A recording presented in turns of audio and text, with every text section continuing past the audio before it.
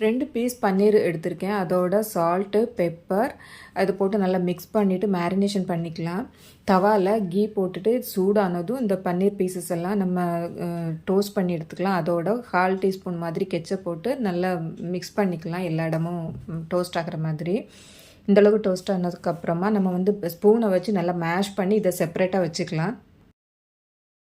சப்பாத்தி மாவு இருக்குல்ல, அதை வந்து இந்த மாதிரி ரோல் பண்ணிவிட்டு நம்ம தம் ஃபிங்கரை வச்சு இந்த மாதிரி அழுத்தி விட்டோம்னா கொஞ்சம் ஸ்பேஸ் கிடைக்கும்ல, அதில் வந்து நம்ம பன்னீரை வச்சுட்டு நம்ம இந்த மாதிரி க்ளோஸ் பண்ணிவிட்டு அப்புறம் சப்பாத்தி மாதிரி திரட்டி தவாவில் போட்டு எடுத்துக்கலாம்.